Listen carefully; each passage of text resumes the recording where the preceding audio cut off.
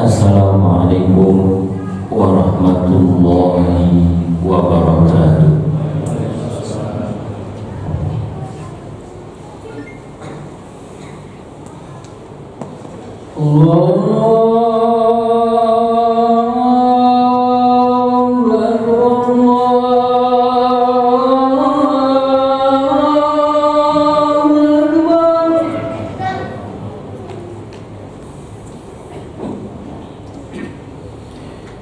Innal hamdalillah nahmaduhu wa nasta'inuhu wa nastaghfiruh wa na'udzu billahi min syururi anfusina wa min sayyiati a'malina man yahdihillahu fala mudilla lahu wa man yudlil fala hadiya lahu. Asyhadu an la ilaha illallah wahdahu la syarika lahu wa asyhadu anna Muhammadan abduhu wa rasuluh la nabiyya wa la rasula ba'da. Qad adda al-amanah wa ballagha risalah wa nasaha al-ummah wa jahada fi sabilihi haqqa jihadi. Assalatu wassalam ala nabiyyina Mustafa Muhammadin sallallahu alaihi wasallam wa ala alihi wa sahbihi wa man salaka sabilahu wa ihtada bi hudahu ila yaumiddin. Qala Allah Ta'ala fi kitabihil karim, a'udzu billahi minasyaitonir rajim. Ya ayyuhalladzina amanu ittaqullaha haqqa tuqatih wa la tamutunna illa wa antum muslimun. Amma ba'du, fa inna asdaqal hadithi kitabullah wa khairal hadi hadi Muhammadin sallallahu alaihi wasallam wa syarrul umuri muhdatsatuha wa kullu muhdatsatin bid'ah wa kullu bid'atin dhalalah wa kullu dhalalatin finnar. Jamaah salat Jumat yang Allah muliakan, di dalam surah Fatir ayat 37 Allah Ta'ala berfirman, A'udzu billahi minasyaitonir rajim. Awalam nu'ammirkum ma yatadakkaru fihi man tadakkaru. Bukankah kami telah memanjangkan umur kalian, yang dengan umur panjang itu kalian dapat mengambil pelajaran. Bagi yang mau mengambil pelajaran, waja'akumun nadhir, dan telah datang kepada kalian peringatan.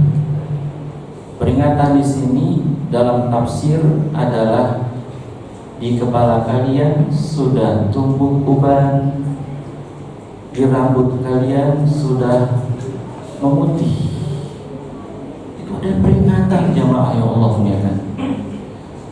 Peringatan dari Allah bagi yang rambutnya sudah berubah untuk dapat mengambil pelajaran. Jamaah yang Allah muliakan, firman Allah ini menunjukkan peringatan untuk orang yang usianya sudah lanjut. Yang kedua, ayat ini menunjukkan bahwa orang yang usianya sudah lanjut, tanda disayang Allah Ta'ala. Mengapa demikian? Karena orang yang usianya panjang atau usianya sudah lanjut, berarti Allah memberikan kesempatan bagi dirinya untuk mempersiapkan bekal yang banyak untuk menghadapi kematiannya. Maka Allah panjangkan umurnya. Berbeda dengan orang yang mati usia muda. Mereka kaget. Kenapa? Karena persiapan belum punya, persiapan belum banyak, tapi sudah dicabut nyawanya oleh Allah. Maka bagi bapak-bapak, saudara-saudara yang umurnya sudah lanjut, ketahuilah itu tanda Bapak dan saudara disayang Allah Subhanahu wa taala, untuk mempersiapkan bekal lebih banyak lagi. Di dalam hadis riwayat Imam Bukhari, Nabi Muhammad SAW bersabda, "A'dzarallah ila mri'in akhara ajalahu hatta ballaghahu sittina sanah." Dispensasi dari Allah, bonus dari Allah, seorang yang masih hidup dalam usia 60 tahun. Jadi usia 60 tahun pas atau 60 tahun lebih, itu tandanya dikasih bonus, dikasih dispensasi oleh Allah Ta'ala. Syukuri. Yang sudah usia 60 tahun dan 60 tahun ke atas, itu kata Nabi Muhammad SAW.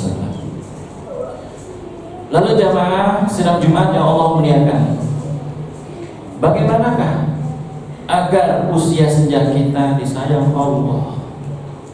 Maka para ulama menjelaskan ada 5 hal agar usia senja kita benar-benar dicintai dan disayangi Allah Subhanahu wa taala. Yang pertama, kata para ulama, adalah perbaikan akidah, perbaikan tauhid. Mengapa para ulama menganjurkan hal demikian? Karena orang yang sudah lanjut usia ada saja gangguannya. Di antaranya sakit, sering sakit. Tidak sedikit orang yang sudah lanjut usia, ketika dia sakit bukan datang ke dokter, bukan datang ke rumah sakit, dia malah datang ke pengobatan alternatif, yang mana pengobatan tersebut mengadakan atau membuktikan bahwa pengobatan tersebut adalah pengobatan perdukunan. Jampe-jampe atau apapun yang diberikan oleh pengobatan alternatif tersebut menjurus kepada perdukunan. Ini tidak sedikit orang yang sudah lanjut usia, dia mau jalan pintas supaya sehat, supaya sembuh, datang ke pengobatan alternatif yang isinya perdukunan. Jemaah yang Allah muliakan, umpama contohnya jemaah, pengobatan dengan telur diusapkan ke seluruh tubuh, dicek. Nanti setelah selesai, kemudian telur itu dipecah dan nanti ketahuan penyakitnya di dalam telur tersebut. Dan pengobatan perdukunan yang lain jemaah, dengan dikasih jampi-jampi yang tidak jelas bahasa Arab, tapi tidak dipahami artinya apa. Jemaah yang Allah muliakan, ada juga dikasih kalung berwarna hitam, harus dipakaikan di lehernya, dan dia harus mandi di 7 sumur yang berbeda. Itu kan cara-cara perdukunan jamaah yang dirahmati Allah. Dan orang yang lanjut usia tergoda dengan hal itu, maka para ulama mengajar untuk perbaikan tauhid, perbaikan akidah, biar tidak melenceng dalam pengobatan. Dia tahu pengobatan yang syar'i dan pengobatan yang tidak. Karena dampaknya jamaah yang Allah muliakan sangat fatal sekali. Rasulullah SAW bersabda, "Man arrafan au kahinan fasa'alahu." Barang siapa yang datang ke dukun, kemudian dia bertanya tentang ini, tentang itu, maka kata Nabi SAW, "Lam tuqbal sholatun arba'ina yauman." Maka sholatnya tidak diterima 40 hari. Mungkin ada yang berpikir kalau begitu tidak usah sholat aja, karena percuma sholat tidak diterima, dosanya double, dosa ninggalin sholat.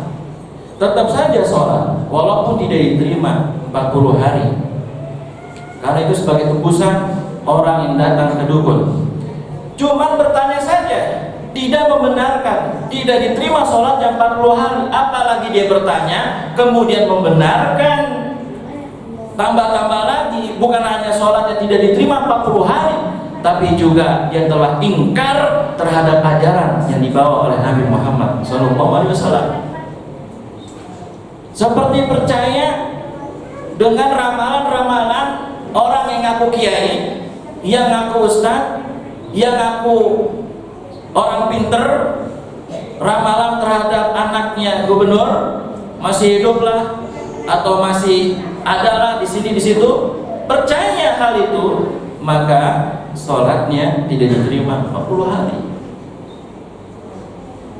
Jamaah sidang Jumat yang Allah muliakan, perbaikan akidah, perbaikan tauhid.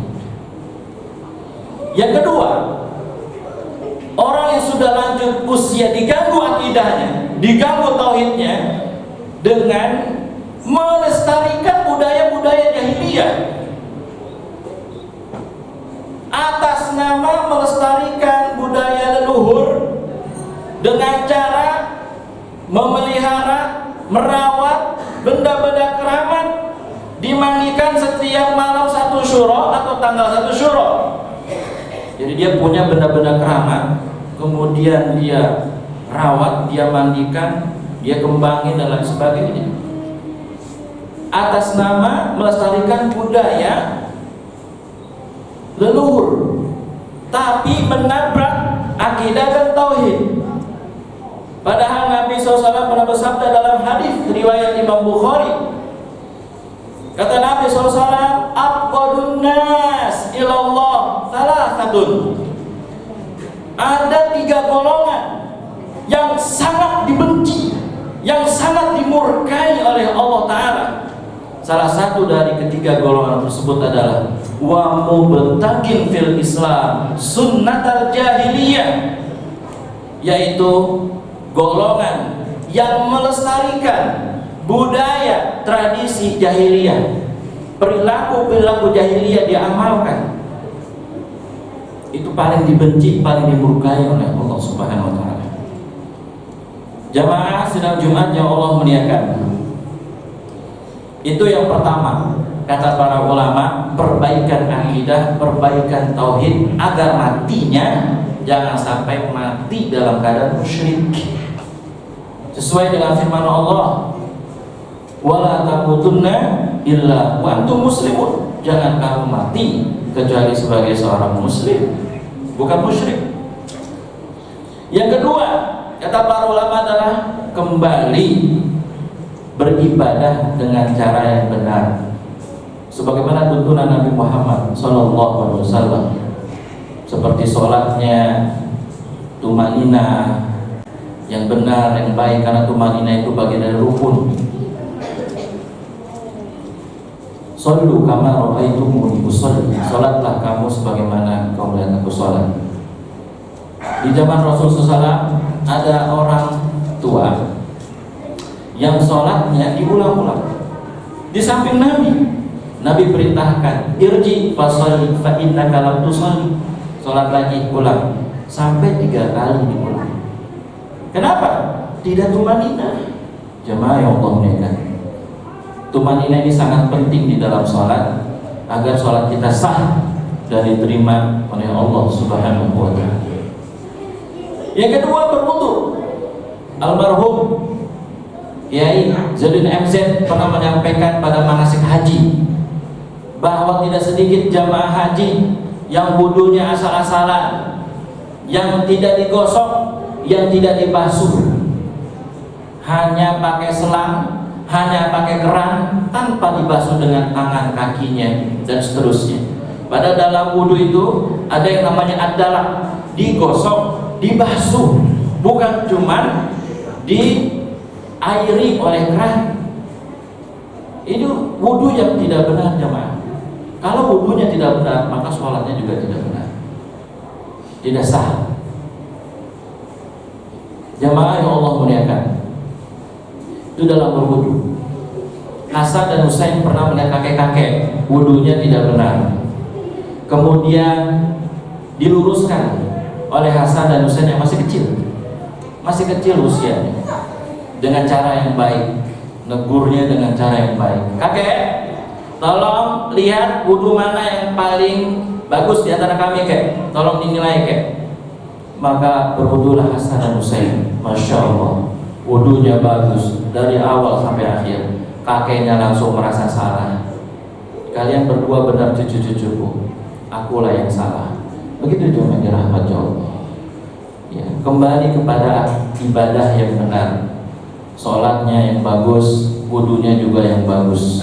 Karena di dalam hadis lain Nabi Muhammad SAW menyatakan bahwa yang pertama kali dihisab amalan adalah sholatnya. Apabila sholatnya bagus, maka seluruh amalan yang lain juga bagus. Kemudian yang ketiga, kata para ulama, supaya usia senja disayang Allah, dicintai Allah, perbanyak amal jariah. Perbanyak amal jariah. Jadi konsentrasi orang yang usianya sudah senja adalah perbanyak amal jariah. Apa saja yang mengandung amal jariah, perbanyak.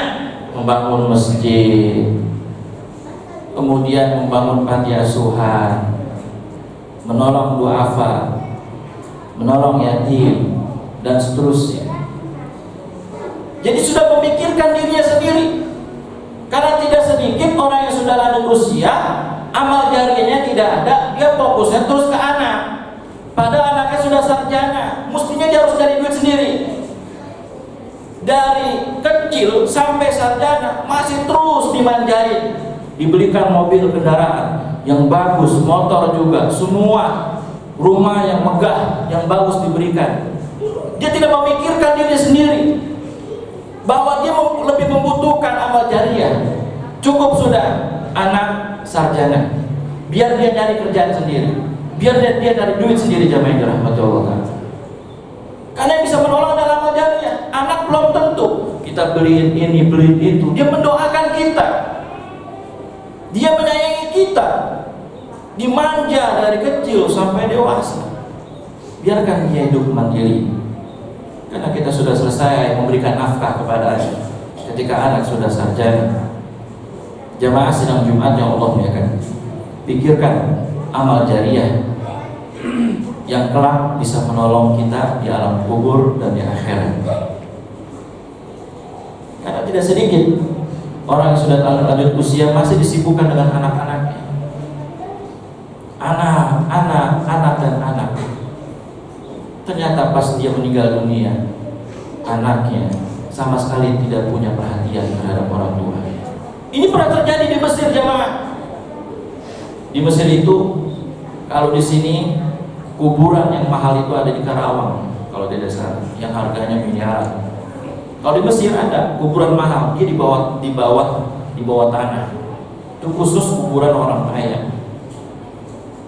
Anak-anaknya dimanjain, sampai orang tuanya tidak memikirkan amal jariahnya anaknya terus. Ternyata anak-anaknya tidak memikirkan orang tuanya, tidak mendoakan orang tuanya, justru merebut atau berebut warisan orang tuanya. Jadi pada saat sudah dimakamkan di kuburan mahal, maka keluarganya, anaknya itu naik ke atas. Ada satu anaknya yang dia balik lagi, maka diizinkan oleh saudara yang lain, saya ada yang mau ketinggalan di dalam kubur dekat pemakaman ayah, saya mau balik sebentar, tunggu sebentar, kata saudaranya, salah seorang saudaranya. Pas sampai di kuburan, apa yang terjadi jamaah? Diambil, dirobek kain kafannya, lalu diambil tap jempol ayahnya yang sudah meninggal dunia. Ternyata isinya adalah perjanjian diberikannya harta villa di bibir Sungai Nil buat dia.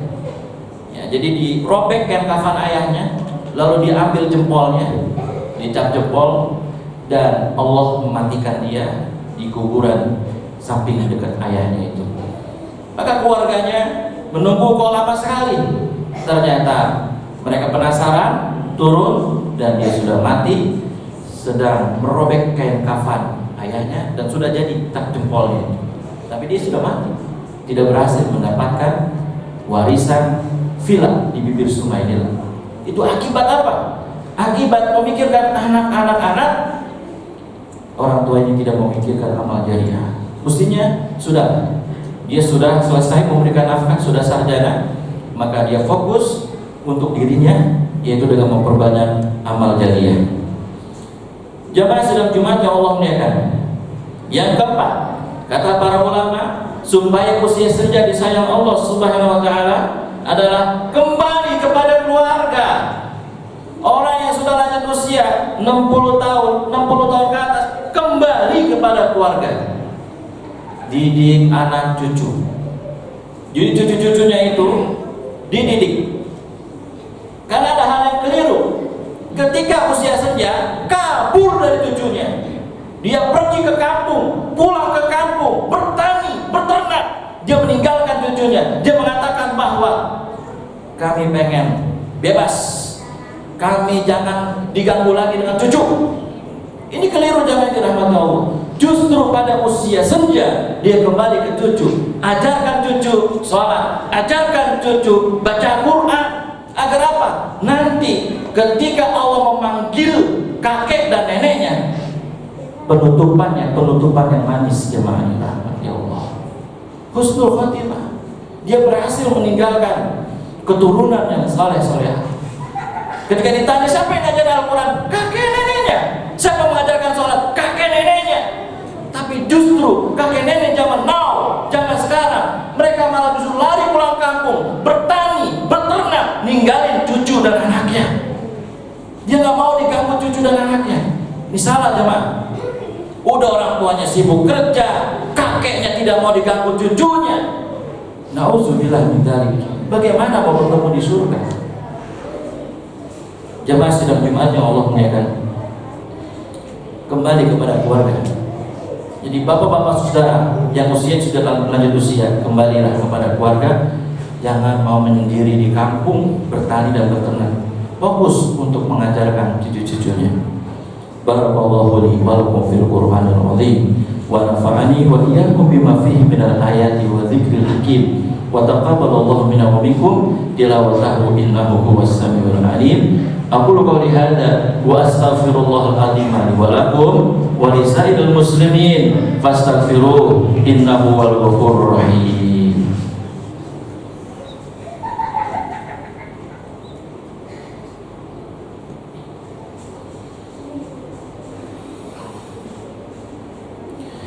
Alhamdulillahilladzi arsala rasulahu bil huda wa dinil haqq liyudhhirahu 'ala dini kullihi wa kafaa billahi shahida. Asyhadu an la ilaha illallah wahdahu la syarika lah wa asyhadu anna Muhammadan 'abduhu wa rasuluh la nabiyya ba'dah. Allahumma shalli wa sallim wa barik 'ala nabiyyina Muhammadin wa 'ala alihi wa sahbihi ajma'in. Amma ba'du. Faya ibadallah, usikum wa nafsi bitaqwallah wa ta'atihi la'alakum tuflihun. Bapak-bapak, saudara-saudara dan anak-anak yang Allah muliakan, pada khutbah Jumat yang kedua ini, khatib menyampaikan poin yang terakhir, yang kelima, agar usia senja disayang Allah Subhanahu wa taala. Perlu dipahami, perlu difikirkan bahwa usia senja adalah usia yang banyak fitnah. Yang muda jangan memikir yang tua jalannya lurus, jangan.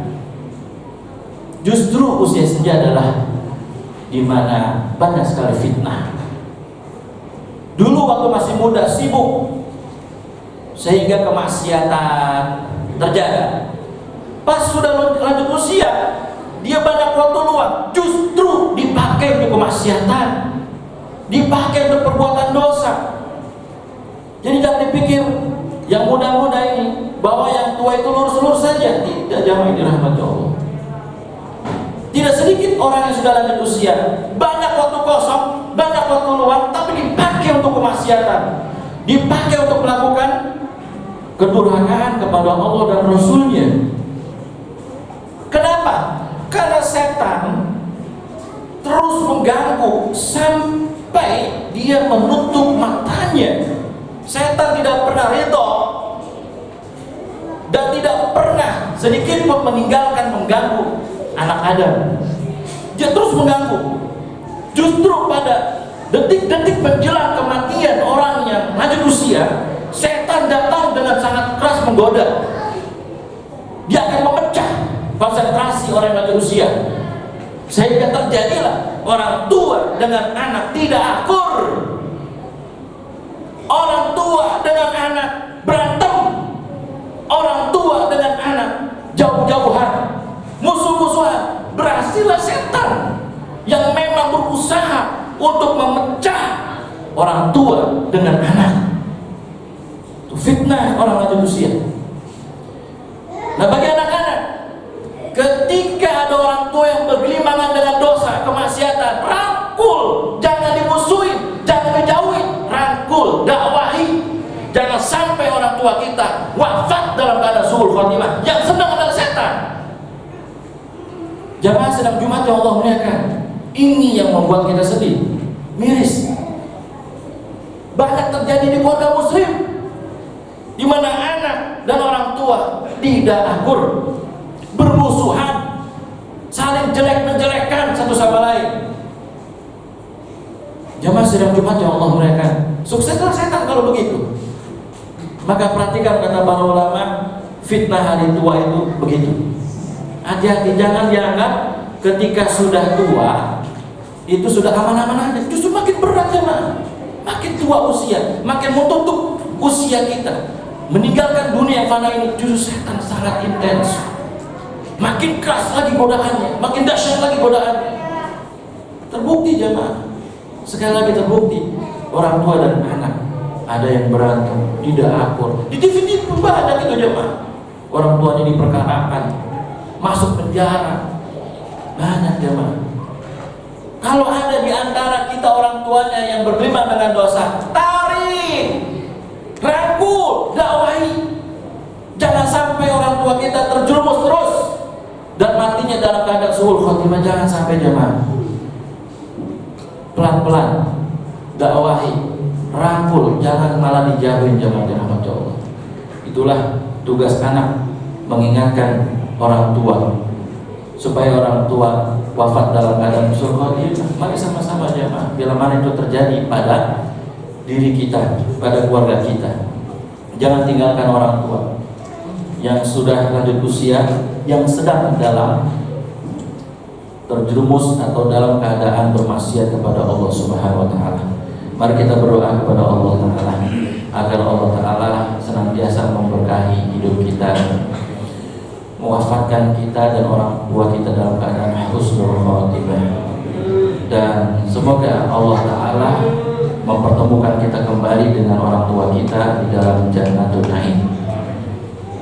Innallaha wa malaikatahu yusholluna 'alan nabi ya ayyuhalladzina amanu shallu 'alaihi wa sallimu taslima. Allahumma shalli 'ala Muhammad wa 'ala ali Muhammad. Allahumma firil mu'minina wal mu'minat wal muslimina wal muslimat al ahya minhum wal amwat innaka antal ghafurur rahim. Rabbana la tuzigh qulubana ba'da idh hadaitana wa hab lana min ladunka rahmah innaka antal wahhab. Allahumma ja'al khaira a'malina khawatimaha. Allahumma ahsin 'aqibatana fil umuri kulliha. Ya muqallibal qulub, tsabbit qulubana 'ala dinik. Ya musarrifal qulub, sarrif qulubana 'ala ta'atik. Rabbana taqabbal minna innaka antas samiul alim wa tub 'alaina innaka antat tawwabur rahim. Rabbana atina fid dunya hasanah wa fil akhirati hasanah wa qina adzabannar. Walhamdulillahi rabbil alamin. Ibadallah, innallaha ya'murukum bil 'adli wal ihsan wa ita'i dzil qurba wa yanha 'anil fahsya'i wal munkari wal baghi ya'idukum la'allakum tadhakkarun. Fadhkurullaha al-'azima yadhkurkum was'aluhu min fadlihi yutikum wa la dzikrullahi akbar.